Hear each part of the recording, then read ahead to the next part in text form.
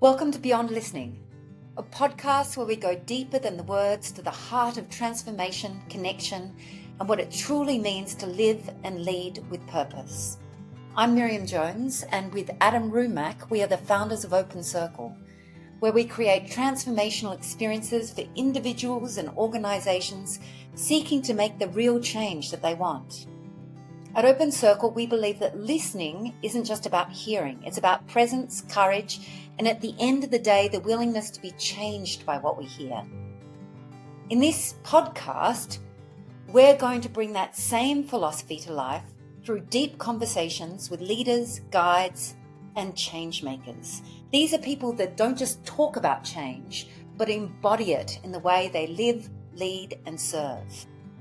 And today we have a very special episode for International Women's Day. I invited 5 extraordinary women to share their hearts and their wisdom. From Florida, we had Dr. Mona Armijo, who has been for many years working with military SEALs, one of few women amongst a lot of honourable men. We have Mossy Kilcher, eldest daughter of the iconic Alaskan homesteading family, featured on Discovery Channel's Alaska: The Last Frontier. We have Michelle Duval from Sydney, Australia. She founded a global AI company called Marlee. Liesl Coleman, who heads up Watershed Conservation in Curry County in Oregon. And Dr. Janera Gareng, a First Nations Australian leader who, in this podcast, was in India at a university of women dedicated to United Nations peacekeeping. These are extraordinary women. It's a celebration of the gifts we've been given and our unique path in the world. Please share this podcast with anyone you think it will serve, and you can find many more events at www.weareopencircle.com. And please reach out and let us know what you think. Enjoy this very special episode of Beyond Listening.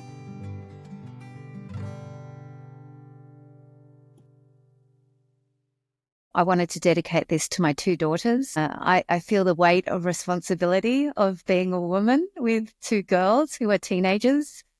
And so I'm dedicating this to them and to us learning what it means, all of this means, of being a woman in the world right now.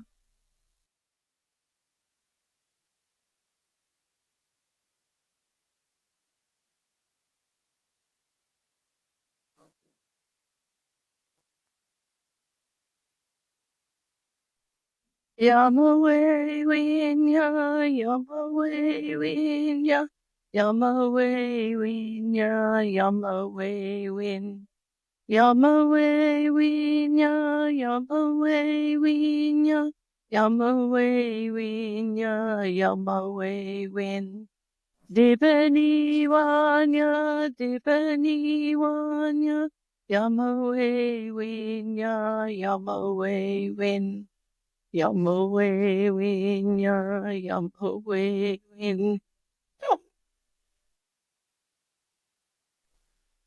So I sing this song for all the women that are often considered other in the world, not of the dominant cultures, wherever they may be.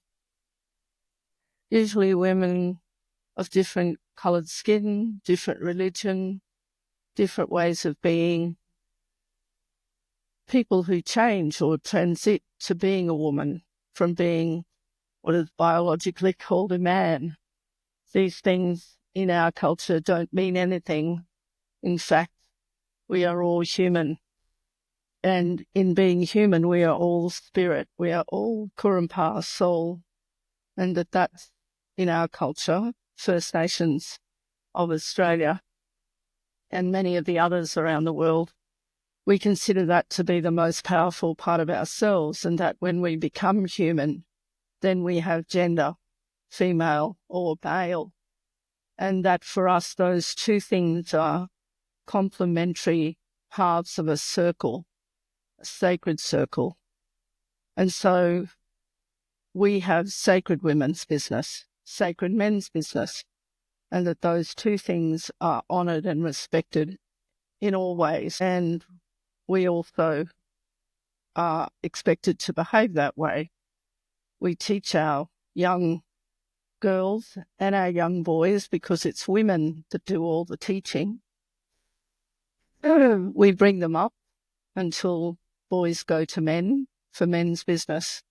We bring them up to learn that everybody is to be honoured and respected because they are born of the earth into a sacred space and as sacred beings, regardless of their gender. But being a woman carries with it the role of teacher, senior business, and in fact in our culture, some of us women, we often laugh about it because it's women, senior women, that are taught men's business so that they can carry it on if the men are not available, if they're not around. And we laugh about it, but it's actually very important. And I'm sitting now in a place in Mount Abu in Rajasthan, a place called Madhaban, which means land of milk and honey, at a university that's run by women. That's all around the world, and they're known as United Nations Peace Messengers. I guess that's their main thing that they're known for. And all they do in the world is teach meditation. And I come here every year because it's a very sacred place, and it's also has a sacred connection to Uluru, our sacred place. And no matter what, everything works as it should. And so I'm sitting here and it's happening this way. And so now someone's come past and told me to stop speaking because they're meditating. But, they're up in the big hall, so it's no problem. No one can hear me down here, really. So I'm thinking really of the whole human world, because there's so many people who are devastated by things going on. And it's women really that carry everything that needs to be said and done. That's my feeling. We carry everything that needs to be said and done. When I see the reporting in Gaza, I see women talking about their children not being fed. When I see the same in Australia, it's women that are talking about their children in jail, First Nations children I'm talking about. Non-First Nations people in Australia. It's as if we have a majority of women. When I think about and look at everything that we see, it's if they are the majority, because they're the ones with the strong voices.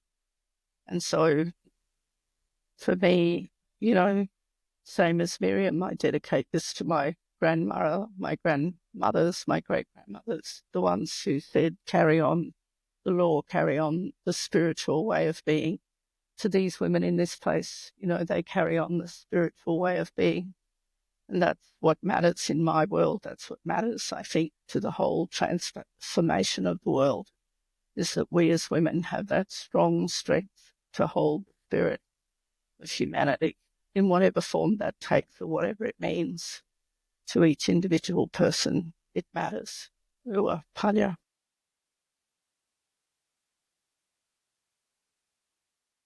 Well, just want to dedicate this to all my female friends over the last 80-some years, without whom I would probably not be where I am right now. My best girlfriends, through thick and thin, some of them are still alive, and some are no longer with me, but I just value and cherish them and their memory tremendously.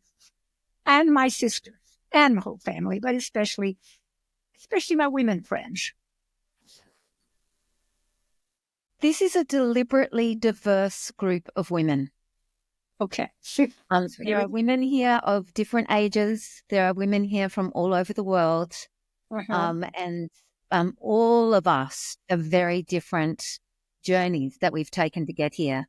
So I wanted to invite each woman to share her journey, her thread that she followed, the thread she's been following in her life, without telling the whole journey, because that would probably take an hour and a half each, but just a kind of like a snippet of the thread that you've been following in your life. Mossy is my name around these parts. I'm Mossy Kilcher, and I'm the eldest of a family of 8 in Alaska. Grew up here, right here in Homer, Alaska. A thread I can trace back to when I was 3 years old. And it was a melody I heard on the wind, and a seabird singing, actually. And it was my first memory, actually, of my whole life. And it was this magical melody just beyond the horizon. I later found out what it was, that just kept pulling me along and kept me from getting lost in all my meanderings and journeys and ups and downs through life. There's always something I could hold on to that kept me kind of, together. And doing what was true and right for me. It was like a conscience of some kind. And I heard it everywhere through the years. And when I would lose it, then I realized I was off the mark, and then it would always kind of pull me back. Song and everything that I heard, but I would have to stop and sometimes find it again. But it was always, that's my threat. Through all my various endeavors, it was always that one thing. Hello, I'm Michelle, and I'm here from Australia. And when I think about the threads throughout my life, it really comes to three different parts of the one theme, which is around a sense of purpose. And it sort of has two other dimensions to it. One is a dimension of survival, and then it's a dimension of fulfillment. And from, as early as in the womb, surviving birth, and then surviving a number of different adversities, and all the way through in the early nuances of all of that was this deep-seated sense of unity and connection with something much, much bigger, and my role, small piece of that puzzle, and that even through the adversities there was meaning and purpose. And that meaning and purpose has been a guide, and at times it's been razor sharp, crystal clear, and other times it's been more blurry and less clear, but it's always been present. And it's a sense of knowing and a sense of connection, and it's been an extraordinary guide for navigating those things and also supporting others to navigate those.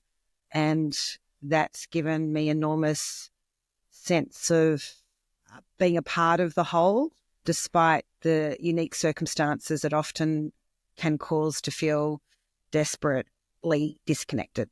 And so I'd say that that's been the thread, and still is the thread today for me.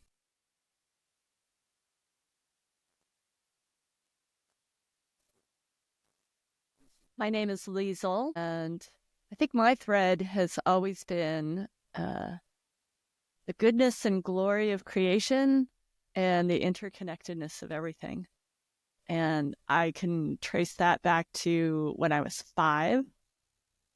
Especially plays out for me in the natural world, of course. And in particular, my family moved to live outside of Denver, Colorado, up in the mountains. And I could hear the wind in the trees, and it would start way across the valley in the tops of the pine trees. It comes swooping down. You could just watch the progression and hear the progression, and then it would just blast over you. And that conversation has stayed with me my whole life. And it's one of the things that grounds me all the time. Wow. Is that mysterious force that's always there. It's what we absolutely depend on all the time, and we generally can't see it unless it is in a conversation with something else, like a tree or a cloud or the water. But it is the essential thing that makes life possible for us. And so that's the thing that always kind of helps anchor me when I kind of wander off and get all in my head and stuff, is coming back to the air, and then remembering the birds and the sounds and everything that comes from the breath of life, if you will. So that's the thread I follow, is the breath of life.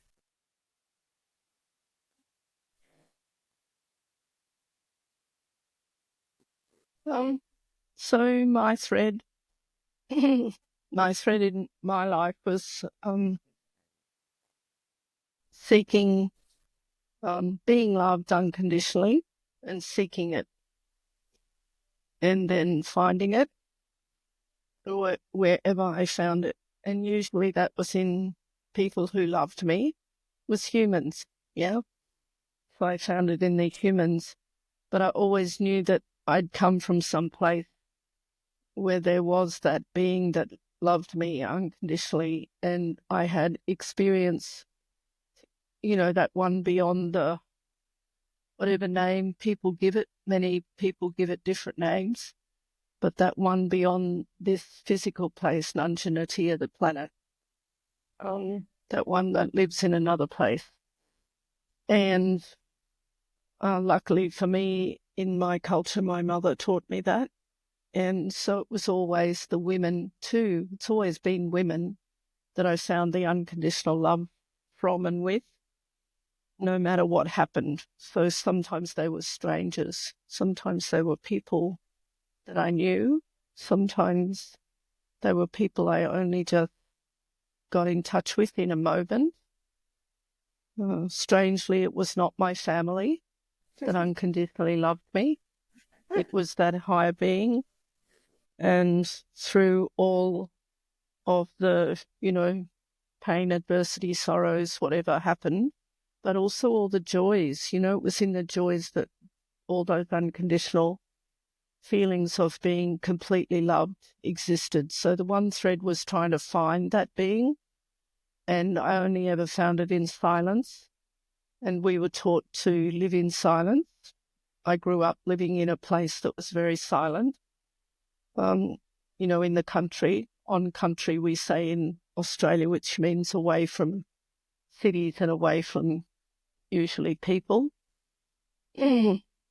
So when I was listening to you all thinking about the threads that you have, I was thinking, what thread? I've had so many threads, but that's my thread, that I was always saved by that relationship. So it was, even though the humans were extremely important and extremely loving, whenever I was alone, in whatever it was, the only other being with me was that one. So in my clan, we don't give it a name because it's very sacred, so we remember it in silence. But the Wiradjuri and other clans in our country give it a name, call it by Armijo. People all around the world give it names, and so that's my thread. And it was the thread I felt in the womb of my mother. That was my earliest memory. And it was when she spoke to me throughout my life and when I was first born that thread stayed, because she told me it was the most important thing. And then my grandmother, and they would say the same thing. So it was the women that taught me to hold that thread no matter what happened. My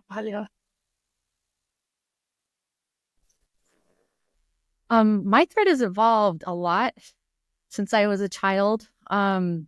As a little girl, I was very much come from a loving family. I love my family so much. But I was very competitive. And what I thought was my thread is no longer my thread. I thought that, I really valued higher education, which, yeah, it's valuable. But I was raised by not only my immediate family, but on my dad's side and on my mom's side, I had a lot of elders, 9 on one side and 13 on the other, men and women who all contributed to my thread of who I am. And in the middle of my life, I'm going to say when I was in my 30s, I discovered spirituality, which was very miraculous to me, and totally changed my life.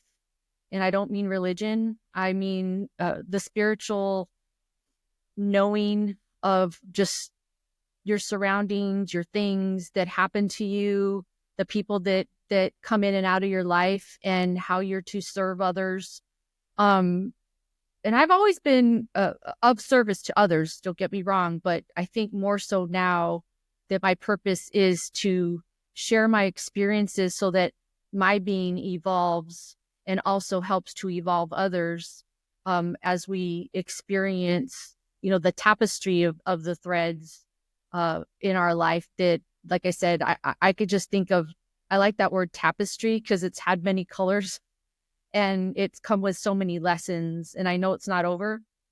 But I think that evolution has helped shape me and mold me into a better human being. And I hope that it continues to do so as I meet new people who come into my life, whether they're teaching me those lessons or I have something to offer them as well. I feel like what we just heard is my thread. To be able to hear the different voices saying the same thing. And I feel really emotional as everyone talked because I could not just hear the stories, but I could feel the spirit or the fire at the center, the common thread that we all hold of this feeling of of connectivity to something that's larger than ourselves and larger than our identities and larger than our families, as came up in a few of the stories. And I feel like that's my thread through all the different things I've done, is just to recognize that in our diversity and our unique stories, and also to recognize what we have shared at the center for us as humans. So thank you for telling the story of my thread.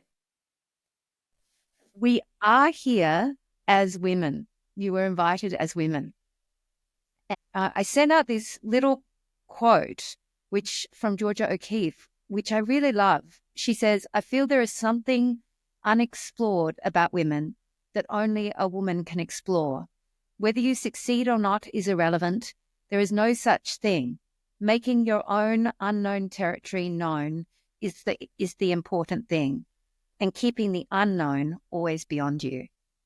And that is kind of how I wanted to explore this territory of what it means to be a woman. Well, the way I grew up was almost androgynously. I was a tomboy, having to do boy stuff by virtue of just necessity.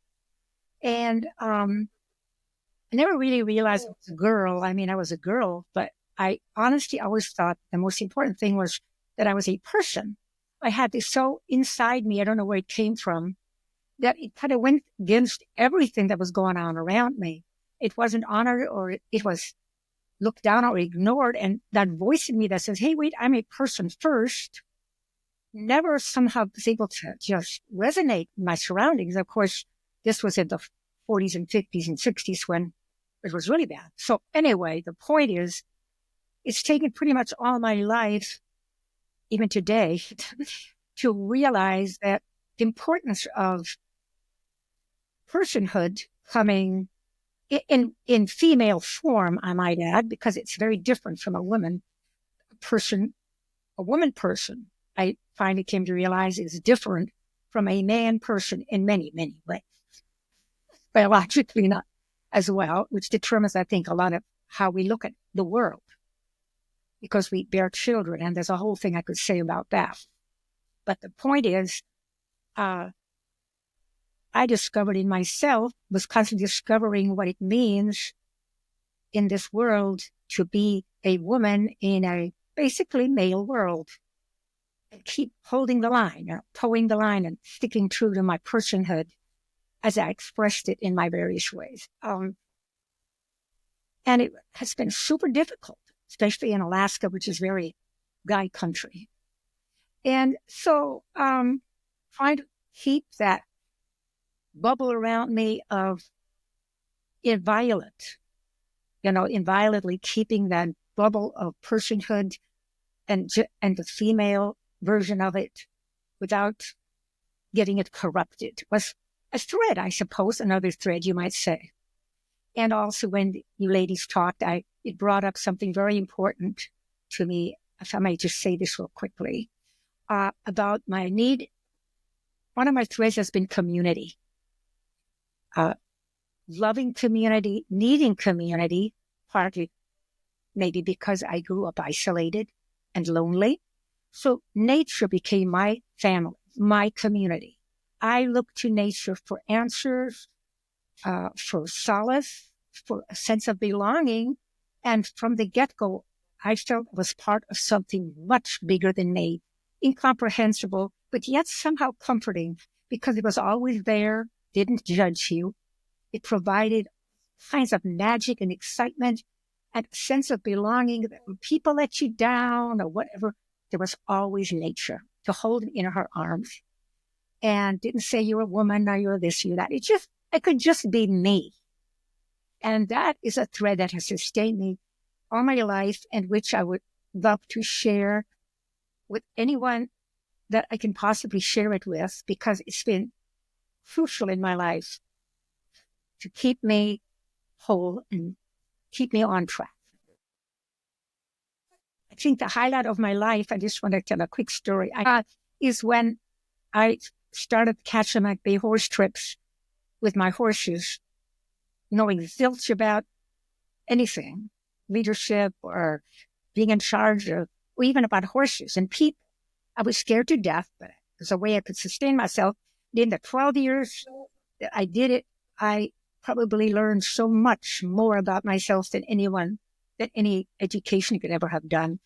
The animals taught me, women taught me. We had the most wonderful bonding times, riding along the wind on the beach, having a little wine and having campfires and just camaraderie. I'd say the pinnacle of my life was these horse riding days, and just made me strong in who I am, gave me courage and confidence. I'll share. Michelle here. My early years in life came with being female, came with violence. And in the early years had to navigate what that meant, and to navigate my identity around that and to figure that out. And then as the journey went on, I realized that just like Mossy, I have never consciously been aware of gender and identity, and it's not been a fierce sense of male, female, etc. It's been very a sense of androgynous inside of myself.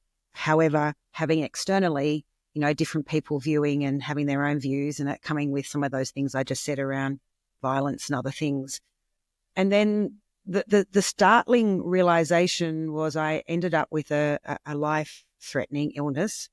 And in the life-threatening illness, there was treatment that was prescribed that wouldn't save my life, but might extend it a little bit longer.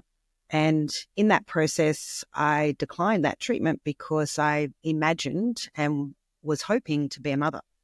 And the treatment would take away the possibility of being a mother. And so after the journey, I survived. I'm here. And I then went to the point of being ready to start a family, and discovered that even without the treatment that was prescribed for me, the disease itself had taken away the possibility for me to have children.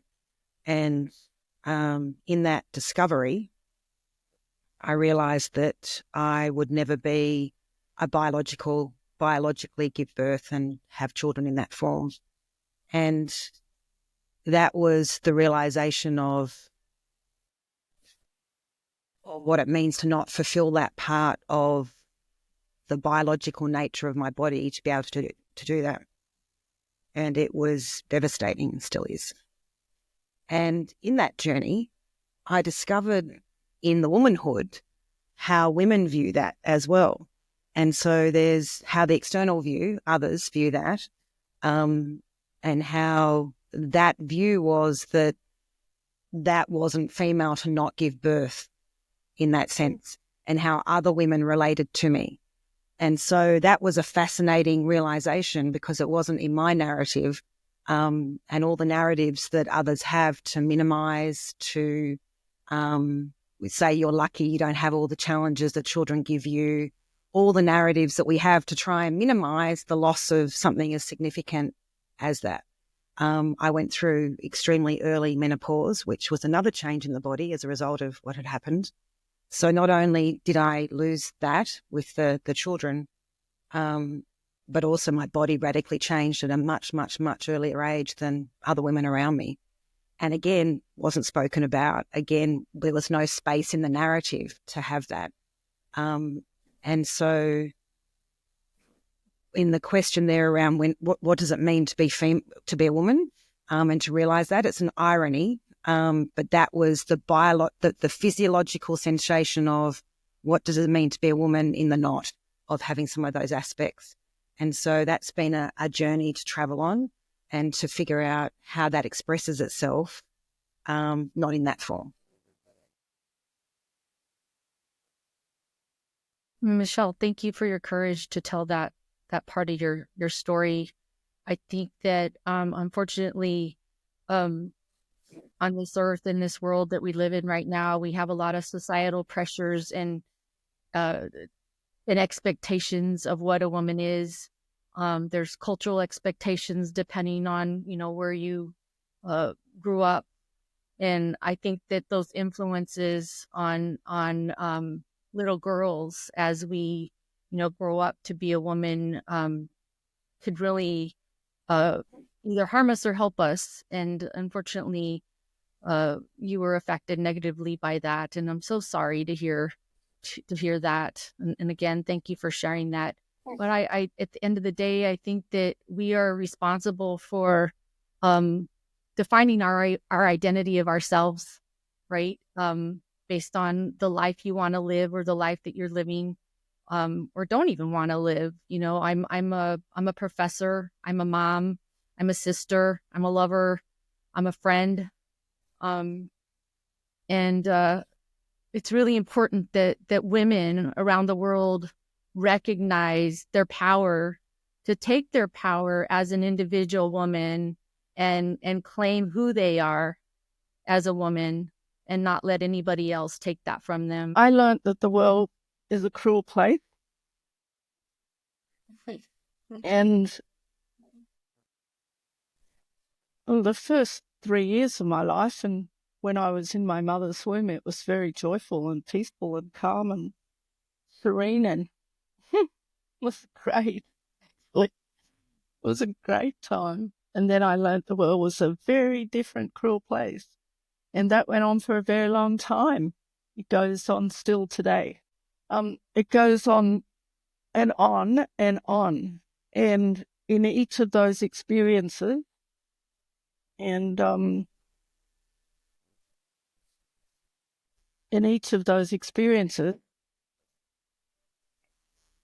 just had this feeling. I'm sorry to say I can't talk about it as a gender, as a woman. I am just who I am. Yeah. The way it is in my world. And yes, I'm a woman because I'm a mother, I'm a grandmother. I'm, married to a much older man who I take care of, who, as a war correspondent, suffered PTSD and lots of other things, and now is dying, and, do all of those things I do, and I act in the world as a woman because that's how it is, in terms of the space that women are put. But in between two worlds, there's many worlds, but in between the world of the 3-year-old going then into a culture that is patriarchal, hierarchical, full of all of those things that I just, I can see lots of lovely things in there, but I can't see a lot of kind or good things, I have to say. And apologies to those here who come from the dominant white Western European culture. All of the things that I saw in the beginning of that journey were unkind and unsustainable and hurt a lot of people. And the first thing I remember deciding as a child in that environment was, no matter what happens, I'm going to maintain my sense of who I am. And I'm going to be the opposite of all of these people. And I think I was 3.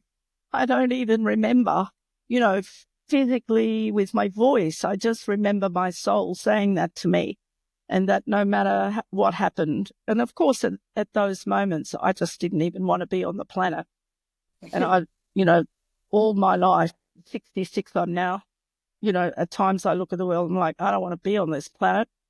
And, psychiatrists say, what? You got suicide ideation? No, actually, I don't. I'm just sick of all the cruel people, and the cruel systems and all of those things, and the things that don't allow us to love each other, don't allow us to be kind to each other, don't allow us to hug each other, to say, I'm sorry that people were cruel to you. I'm sorry that you had this experience that people told you or minimized. And I was lucky that I learned very early on in my life about what these things mean intellectually so that I could navigate them. And that was because of the power of my education that was given to me by the power of a woman, my mother, who said, I don't care how long I have to scrub floors, but my 5 children, my 5 oldest children are going to boarding school. They're going to Catholic boarding schools. And even though the Catholics are cruel and mean and they don't know everything there is to know about the world, my children are strong enough to survive this. And, she pushed us because she lived in a world that gave her none of that. She lived in a world where she was a slave, and she lived in a world where her mother was a slave. So I've come to this point in my life, and the truth is I've done the opposite of all those people who did those things to me and to all the people around me and to the generations of ancestors before me, and also the generations of the ancestors of all the human beings before me. So, for me, I've gone through the world day by day, moment by moment, with the wisdom of elders in my life who said, who were like this. They were like this no matter what happened. They were kind and they were available. They were also detached from some of the dreadful things that happened, because for them, having loving detachment in order to serve other human beings was a necessary thing to do. And I saw that and I thought, I'm going to do that because it looks like it works. It looks like they're content. It looks like they're happy. And they can be available to give that regard, that respect and that love to other people. And I really wanted to be like that. And I knew at some point in my life that if my elders nodded their heads at me, then I would have reached that point. And I've had some elders who've now passed away who were true and said that to me. So now I know I'm there. And my mother, who was 95, died last year. And she came to me in a vision and said, I'm going to stay around for 3 months because I know you need me. And then I'm going to go because you won't need me any longer. And now I feel the strength of all of those things given me from 0 to now. And so as a woman, I'm going to hold those and I'm going to continue to walk out with courage and determination, no matter what, to unconditionally love people in this world. Yeah. Actually struggled with this question, and am a bit delighted to have heard from the rest of the gang about, I never really thought about myself as a woman. Right? So, I was really fortunate, loving, kind parents. My dad always treated me like a person, right? Not as, so the roles I witnessed in my mom were kind of some of the classic roles, but she also is a bit of a rebel. Both of my parents, very quietly rebellious. Grew up in a traditional Judeo-Christian church setting. My mom she did everything. She was the wedding coordinator. And I mean, we spent so much time at church. I think at some point I remember vowing I was never going to get married because I had to go to too many weddings as a kid. But, and there were roles that I absorbed from that environment as well. But, again, at the home level, like there wasn't this pressure to conform to specific things as much. And yeah, I think it's just bumping up against, when you get out into the work world or the school world or and coming across those little moments of, apparently I'm not supposed to be like this. And then kind of adjusting around that. I tend to be a bit of an accommodating kind of person. Okay, a lot of an accommodating kind of person. That's like, okay, I'll be quiet and I'm naturally a stick insect in build, so I already got the thin thing down, which I know that's like a real big cultural thing for us. So that was never an issue. But yeah, thin, quiet, helpful, nice. Yeah, it's like, okay, I can do quiet and nice. And but where it's really been interesting is I wound up in my current position. I've been with this organization for almost 21 years now. And I started off as the office manager, but the nature of the organization was really kind of organic. And at some point along the way, I found out that I was actually the boss. Nobody else appeared to know this either. But in just, kind of uncovering layers of stuff in the organization, it was like, oh, you're actually the boss. And so I've been kind of growing into that and learning how to be a boss and kind of bumping up against those feminine things a little bit more as I've been in a leadership role and trying to figure out how to navigate that, especially, with male staff members. And so I wouldn't say that there's any one new, like a major aha moment as what it means to be a woman, but it's very interesting to come from this place of just, I'm me and I have these ideas and I tend to come at things from an instinctual knowing, soul-based way of looking at things, and then I bump up against these moments where it's like I come across these moments of, don't mess with that because that's messing with the boys, right? And then having to see how I just kind of am instinctually working with that and have absorbed that and having to learn to, how shall I say, I'm not sure the word is confront, but recognize how I have internalized this, and then find a way to not propagate it, I guess. Yeah, I don't want to get into like the blaming the victim thing, but recognizing that as much as anything, it's part I am contributing to this because I subscribe to it. Even though I'm not even aware of it, but I subscribe to it. And so now I'm like learning, okay, there it is again. And I don't need to subscribe to this. But it's really hard to recognize it. It's like, oh, I'm a fish? What do you mean that's water you're swimming around in? Wet water? Water? What do you mean water? I was like, oh, there's the water. So, yeah. So that's finding out what it means to be a woman, I guess, in recognizing those things that have told you, recognizing the things that have been told to you that are that you're supposed to be as a woman, and knowing that that's not true at all, and then operating from that place of nope, that's actually not true as women. So, because I know that from my own inner experience, that is not what women are. And so we need to, can we just stop that narrative? Because it's not serving any of us well.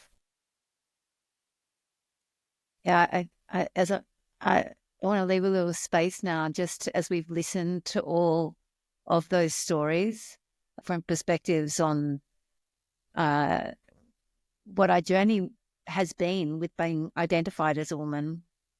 And I definitely heard within all of those this kind of disconnect between an internal state, where there wasn't a definition or a boundary around gender, to kind of things being reflected, and almost I heard a shock of what's that, and then somewhat what I was hearing was, and of course I'm hearing it through my own experience, is almost like a battle. I would describe it, a battle to recognize, in some cases, what has been unconsciously picked up and shaped action, a battle against something that is being laid on us that is absolutely something we want to reject. No, not that reflected on me, or no, not that in the world. And continued recognition and realization of that you don't need to walk anyone else's path. I only need to find a way to walk my own.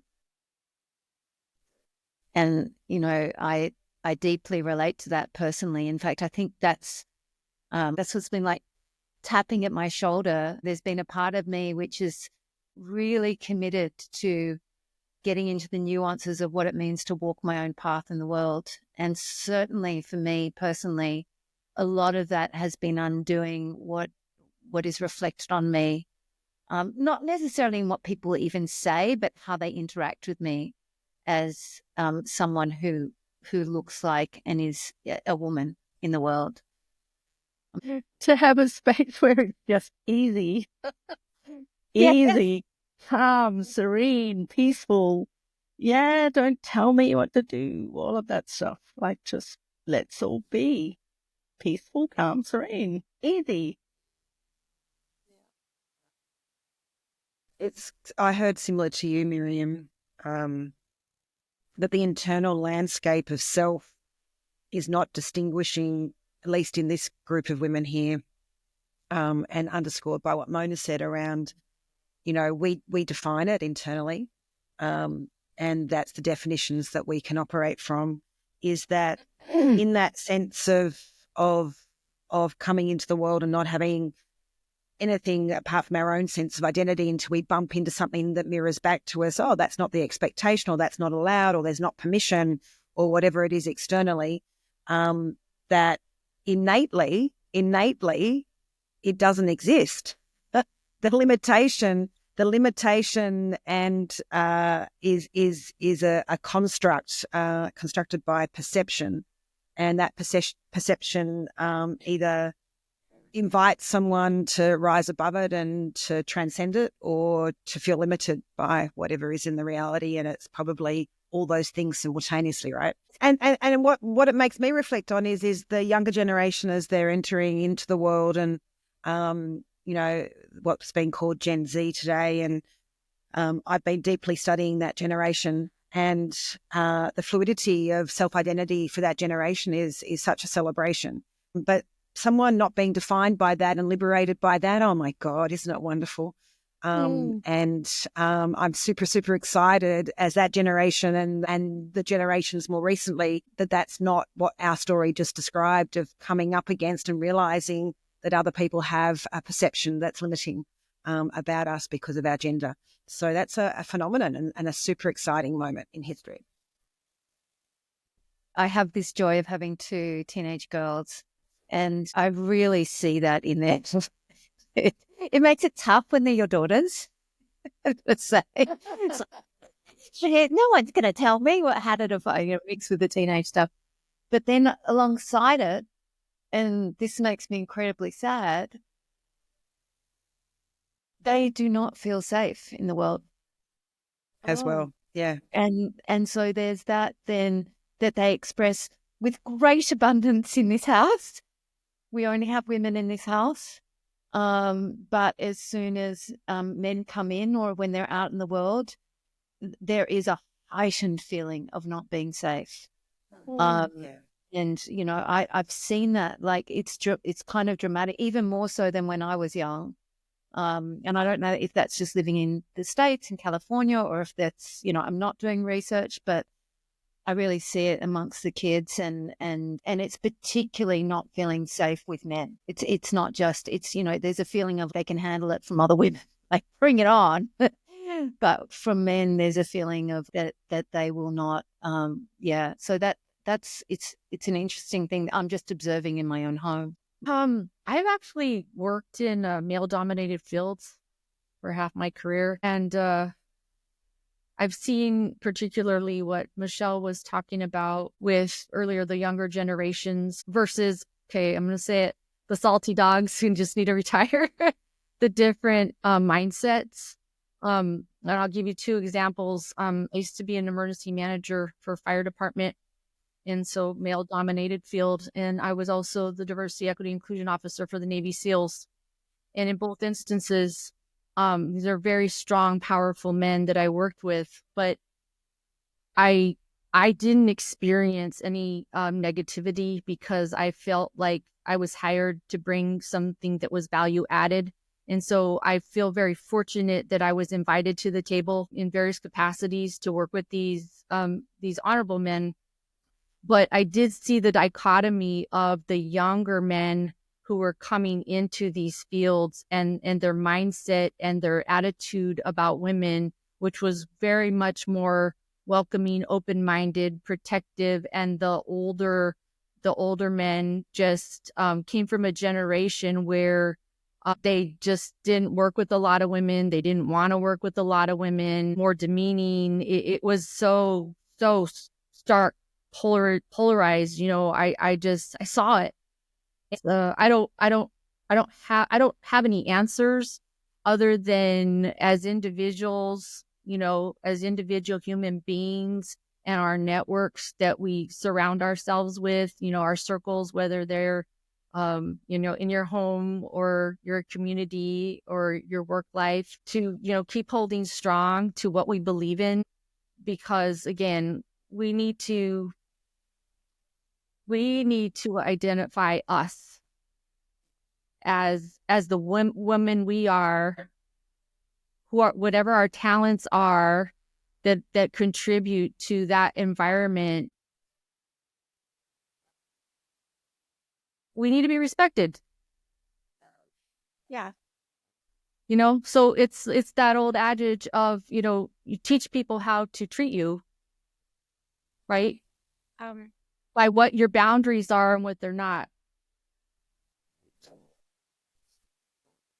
I have a thought about this for quite a while, reflecting, and that is, I saw a direct correlation as I was growing up when a very male-dominated, you know, era where women could do nothing that men could do. Couldn't get on ships, couldn't get on boats, couldn't do carpenters, couldn't play sports. I mean, you name it, the whole row. I was there. And being, you know, the very sexist, very male-oriented, I grew up this way. And I could see a direct correlation between how women are treated and how the earth is treated. The settler approach to dominating and clearing land, and never mind what the birds, never mind climate, never mind the streams, just this rape and pillage kind of mentality, conquest mentality toward nature. I was right in the middle of it. I grew up this way. And I was from the get-go completely a tree hugger, a greenie. You can't, this is somebody's home. You can't disturb this. Wait a minute, identified 100% with what I loved and what I felt was my community. And with time, I realized that you can see a direct correlation between how people treat the earth and treat women. To me, nature was always a very female, embracing, inclusive, community-oriented kind of place. And So in addition to respecting women and standing up for that, we need also, in my opinion, I feel, stand up for the environment and the earth, because that's us. That's the source of all life and being. And as much as it's disrespected, I feel disrespected in a very deep level. That's how I've always experienced it.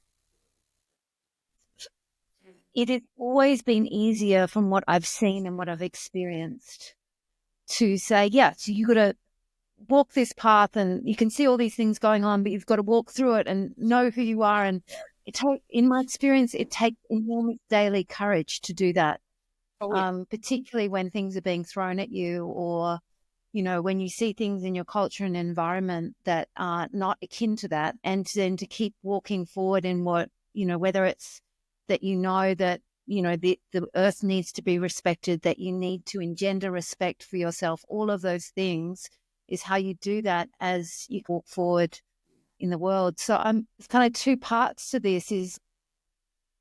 It's about courage. Where do you find that courage when you've done that for yourself, when you've walked forward in amidst what we've already heard, violence, difficult situations, things being off kilter? How do you find that courage? What does that courage look like? And how do you, when the things on the outside are not telling you to be something that you don't feel you are, or are saying to do this in order to survive in the world, how do you receive direction? How do you receive guidance that tells you about, yes, it's time to be courageous, it's time to speak up?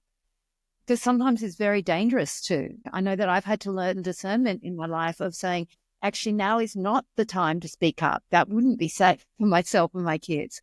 But sometimes it's incredibly important. So I'd love to hear some stories around courage and guidance and direction, and how you in your life, because all of you have been extremely courageous in your lives and really taken steps forward to walk your own paths. How did you do it? Where did that courage come from? Where did that direction come from? Can I just say, the direction always came to me from feeling extremely protective, feeling almost that it's my duty to protect what I love.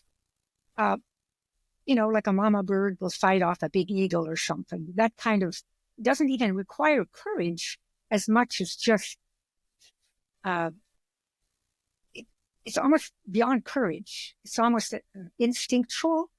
But yeah, it requires courage, extreme courage. And I have a story to illustrate when I had to have probably the most courage in my life was when I had a special, precious piece of property where a whole bunch of neighbors moved in. I won't identify them here. But there was a huge amount of them, a whole village. And I remember they were going to start desecrating and building roads across it because I didn't have a border established, a visible border. So I had put up a big border, a fence, which is basically a statement in itself. You know, it also was a reflection of my border. I had a boundary. I put up a boundary, which of course was in a great fraction to have it torn down. And it was very visible. And it got torn down 2-3 times, threatened, and it was cut and it was ripped out. And I rebuilt it. And again, it got torn down. And I rebuilt this half-mile-long fence with my friends, girls, all of them. And each time as they went past, they got more and more ashamed, but they still kept tearing it down. And we just were going to persevere. And at the last minute, I thought I should catch them red-handed and then I could turn them in. So I screwed up my courage. Nobody wanted to go with me. I took a gun and my little dog, and I got a tent under some trees near the fence, and I was going to get those guys red-handed. I didn't know what I was going to do. I had no clue, but I was going to just something. And I was never so scared in my entire life as that whole night, sleeping in that tent with all the traffic going by, waiting for the moment. It didn't happen. It didn't happen. Maybe they knew I was there. And then it stopped. The terrorizing stopped.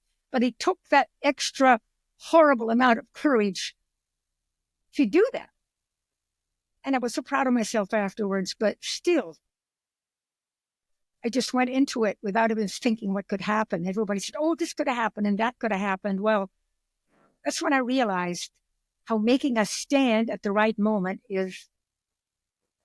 doesn't make a difference. It takes just that one time of respect, going that far.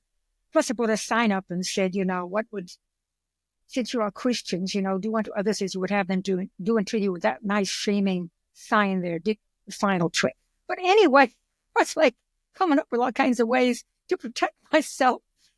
But that was just a story about how courage, sometimes you find it somewhere. I don't know where.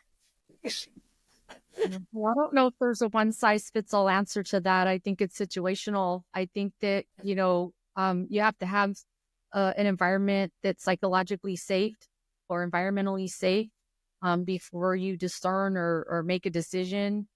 Because if your safety is at risk, obviously you're going to be quiet. And I know that our current politically charged environment right now is a lot of people who don't feel safe. And so, got to build a fence.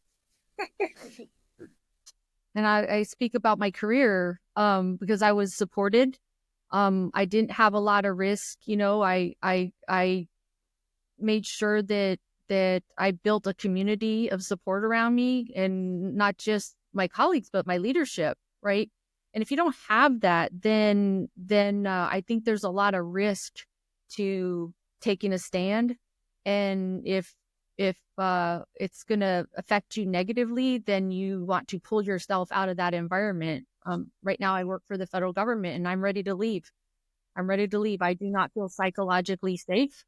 I do not want to be here. I will find another place to go so that I feel, happy with my career, that I can contribute to my purpose and help other people. And that's a choice that I have. Recognizing the choices you have and another sort of boundary. The boundary is saying, Absolutely. no, thank you, I'm gone. Absolutely. Yes. I was taught that all the powers I need to face anything are within myself.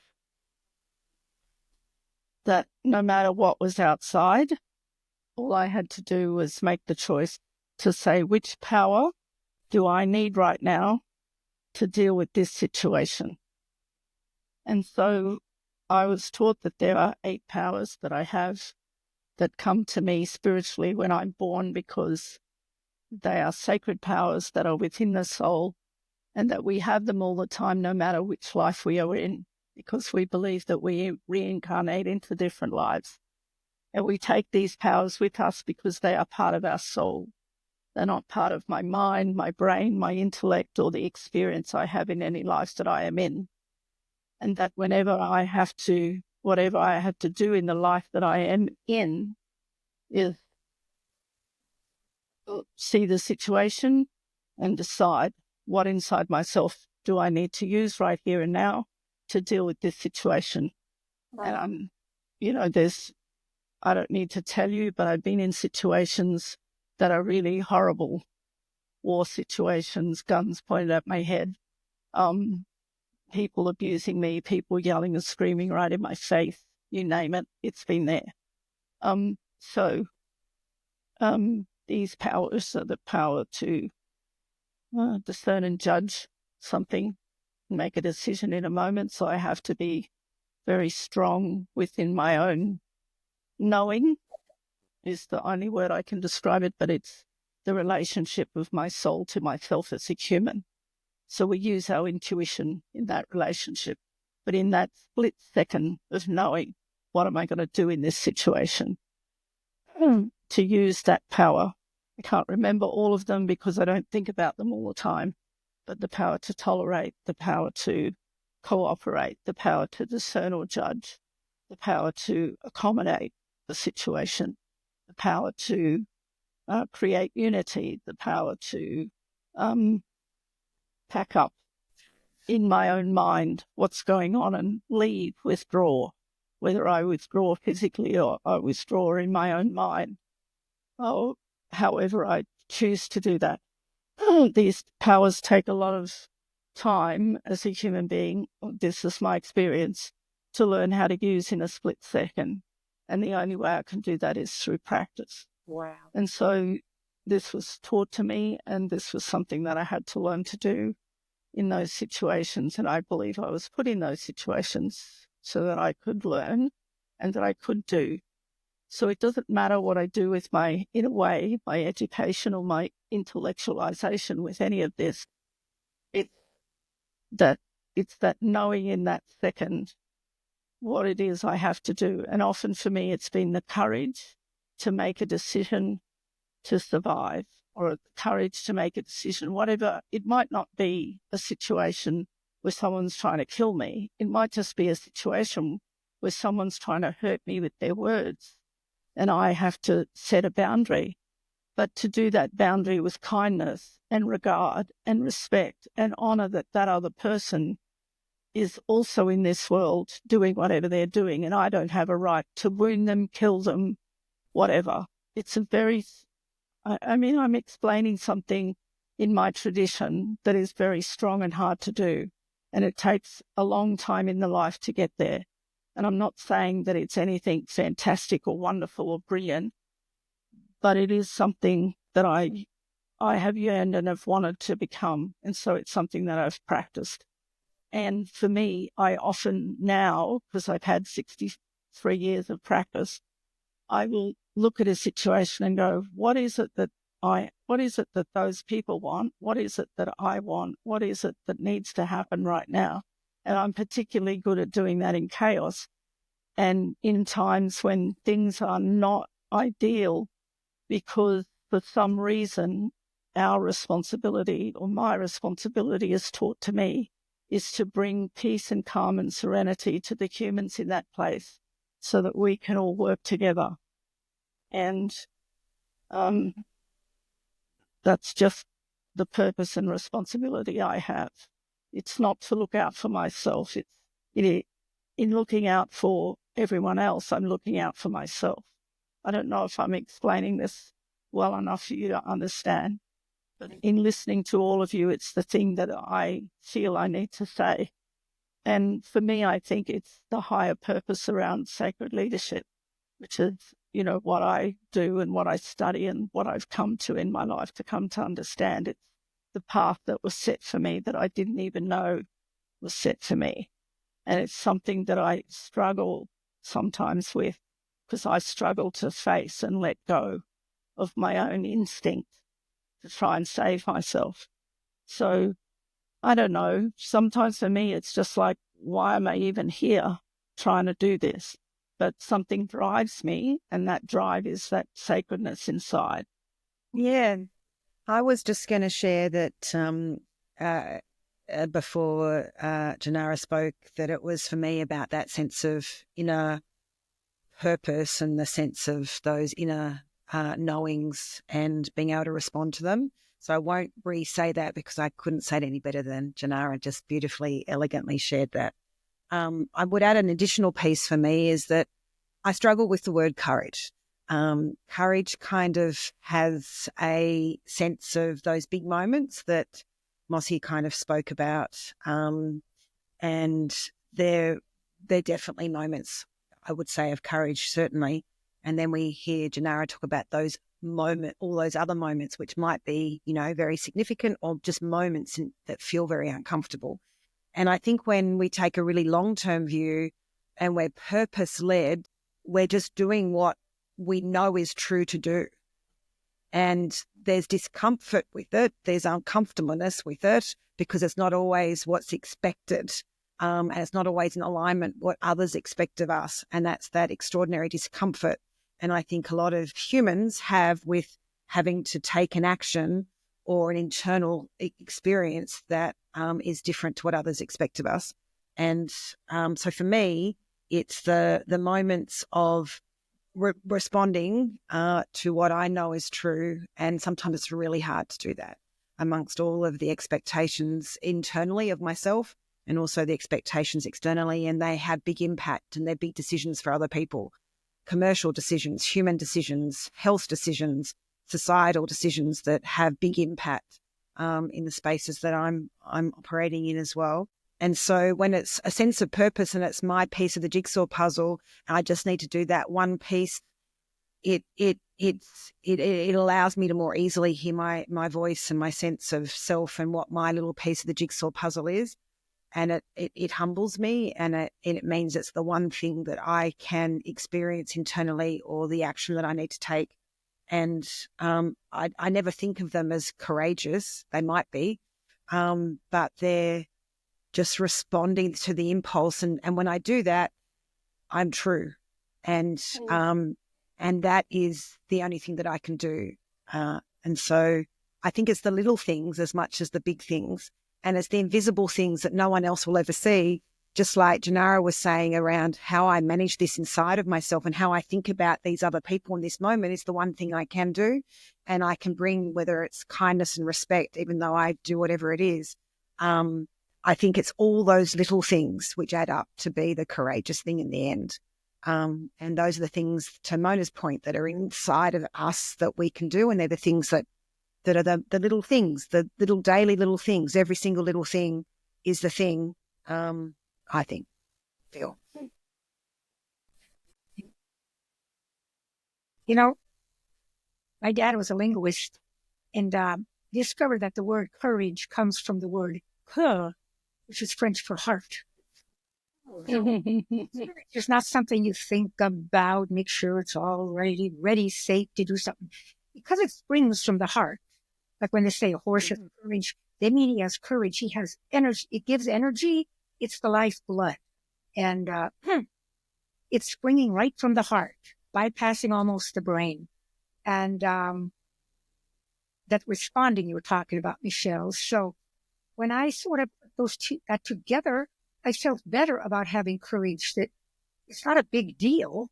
I mean, it's life.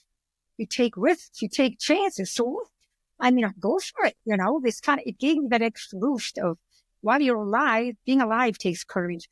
Facing death takes courage. Just about everything. Facing my old age, my mortality, is like the biggest courage I need now. To face that around the bend, realizing, gosh, I'm not going to be around forever. What a horrible thought. Me, the world without ghastly thought. What? I don't want to go. But anyway, and having lost my granddaughter to addiction was a terrible blow. So I had to have the courage to grieve and feel it fully. Having lost my son to schizophrenia, I had to let him go after many years just into his world. And that took a lot of courage. And I think you can't have empathy without it, because it puts you in other realms. Once you enter the realms of, you just can't never come back from there.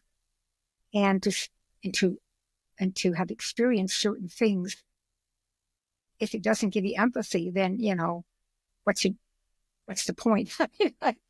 You can apply it to all the rest of the world around you, at least, So it even takes courage to have empathy. And not always think about yourself, but think about because empathy is a thing that's almost a thing out there that binds everything together. And that's how I sort of feel about it. Anyway, I just wanted to say about the courage part.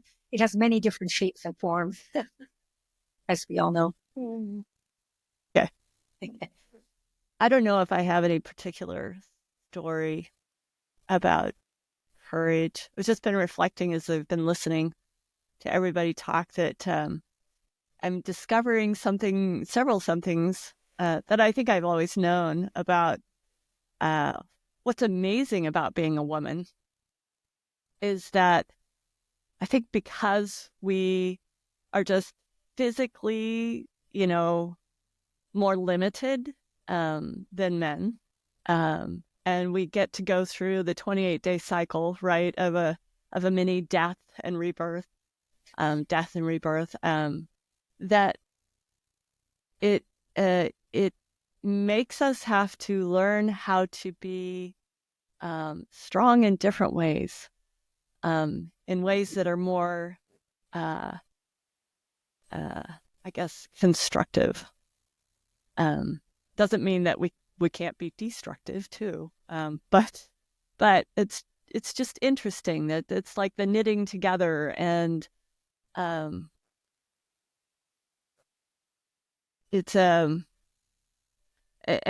we have to take things, we have to digest them, and we have to filter them. And I was thinking about wetlands. Like, I work in an organization that does, conservation work for the Soil and Water Conservation District and Watershed Restoration. So I think a lot in terms of landscape processes. And so I think about wetlands, and you'll have like these horrible things come into wetlands, and it'll filter out, and what comes out the other end is clean water for everybody. And that's a role that I think we play in society. And we can walk into male-dominated situations, and a downside is sometimes we're not heard, we're dismissed, but we also don't walk in as a threat. And that can sometimes be something that changes the dynamic in the room, because our guys, I think, unfortunately, the narratives that squeeze guys into little boxes as well makes other guys threatening, right? And so you can get all of this threat thing going on, and a woman can walk into that and help change the equation just enough to start getting some things out on the table, that maybe some learning can happen, and can dial down the energy a bit or move it in a direction that's more productive. So it's something I'm kind of going, oh yeah, I can kind of appreciate that, because we just can't walk in and strong arm it. We can try. That's not working so well. And I'm going to go on record as saying, like, we're still trying to figure out the women's superhero thing, right? It's still cheating towards the masculine. You have to be able to beat the crap out of everything. Can we just find some, like, what are those feminine characteristics that are really powerful that don't involve having to knock each other out? What is that? So anyway, I'm going to put that out there into the world. It drives me crazy. I want to bring in all the men. We started talking about women, and actually the response to that was about humankind, people, and a feeling of that with internally. So, and then we went into that identity of like that split. And so I just want to, within that split, just bring in all the men.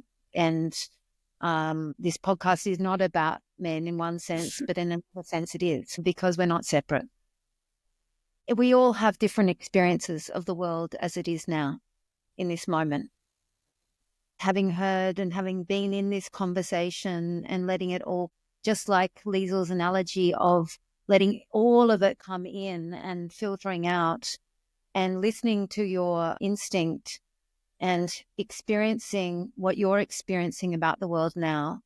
What do you feel from your position is most important as a woman, as a person, from your own wisdom? What do you feel like is really important? What is your gift for this moment in time in the world? My gift is world transformation, I have to say. I will, and I want to, and with all the other people who will and want to, we will transform the world. And that's my intention. It's my purpose, and it's my gift. And I know that now, that I'm getting older and greyer. Can I just sing a little song from my mother? This is the song she gave us when we were children, that I sing everywhere now with my grandchildren. It goes like this. Garin in the namin, juju mabiranu. Garin in the namin, juju mabiranu. Garin in the namin, juju mabiranu. Gaya mama rangu jagungu gayungu.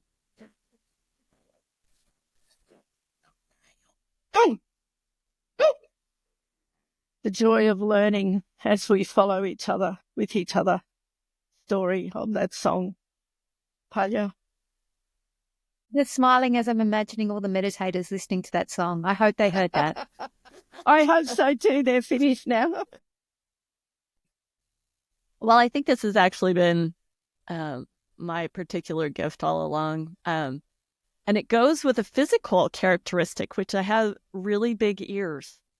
And it was a sore trial as a child because, one of my nicknames was Mickey Mouse. But it's for listening. And that's one of the things I think I bring to the world is I listen. But it's more than listening to what's coming in. It's also listening to what's within. And bringing the two together, and then bringing the result of that back out into the world.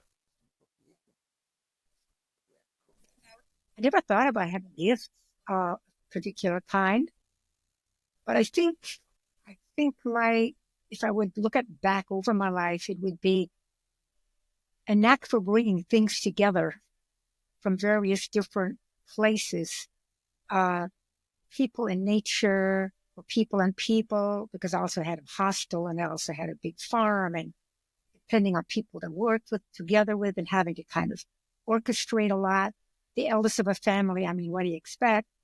All that. So bringing things together, but also translating, that's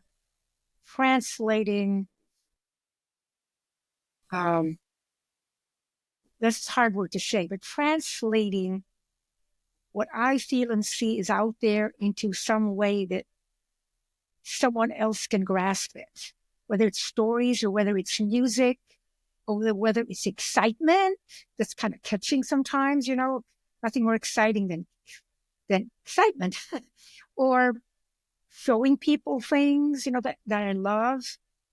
I kind of always fancied myself as being Christopher Robin in Winnie the Pooh.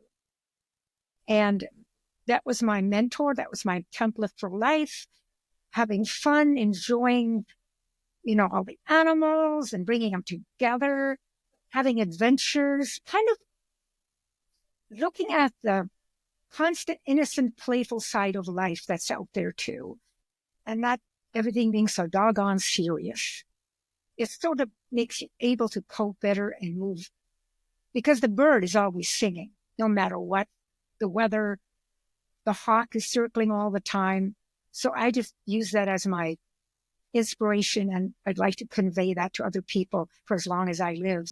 I feel like at this moment in time, we are on the precipice where I believe that we are about to encounter a world where everything's been leveled, everything's been changed. If we just look at the evolution of AI and what it means in the next decades and beyond, all that sense of power is just been leveled. It's just leveled.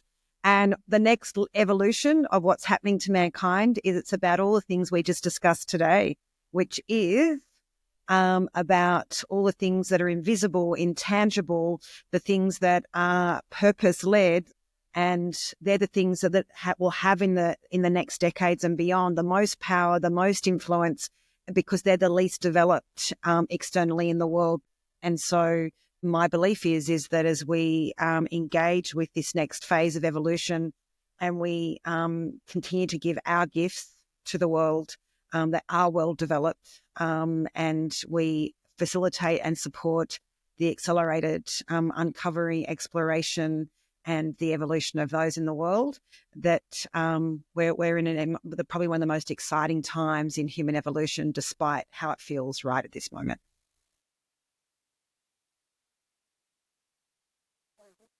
I think my gift is I've always been a visionary, meaning like I have the unique ability to see the big picture of what's happening, whether, like I said, if I'm working in an organization or within the community or in the world. I see a lot of moving parts, and one of my gifts is to be a facilitator of collaboration. I have the ability to bring diverse groups of people with diverse perspectives together so that we can find the common ground to find those solutions to move things forward.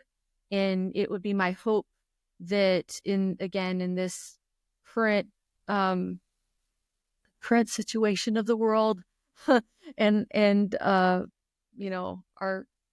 our countries, that somehow I could be some sort of influence to help alleviate social pain, whether it's, again, by the people that I talk to on a daily basis or people I haven't met yet.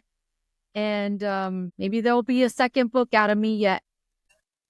It is International Women's Day, and I'm just celebrating all of the women here and celebrating all of the women listening, and celebrating all of the men who are supporting those women. And I feel like I had a really big tap on my shoulder, which I've been resisting for a long time, but it's really to be able to lift up women's voices at the moment. I feel like it's really important. I feel like that women have some important things to say, and I'm also here to support women on the path to be able to do everything Janara is talking about, which is not easy, to step out of maybe other people's expectations, to step out of maybe judgments that you've learned about yourself, to be able to walk what you already know in the world. You already know your truth, your thread internally. So to be able to access that. And I think my take on this is that it's more important than ever for people to find their thread and to be able to walk that in the world. And I believe that if we all do that work, that exciting time that Michelle is talking about is not in the future, it's actually every day. And that's my experience, that walking my path in the world, although it's sometimes difficult and challenging, but every day is exciting. And every day I'm walking into the unknown. And every challenge I face, I trust that it's building up a skill that I need to be able to do this. So I hope through hearing the stories that you've heard today and hearing these amazing women who are walking their paths in the world. And again, I just want to say thank you all. Thank you for being here. Thanks. I just want to give you all a hug and I give all the know. women who are listening a hug. And so I'm Right. talking all these words out, and really what I want to do is go, give you a big hug. Give us You did. whoops. Yeah. Oh, that's just a Mossy. Thank you. Thank Thank you. you.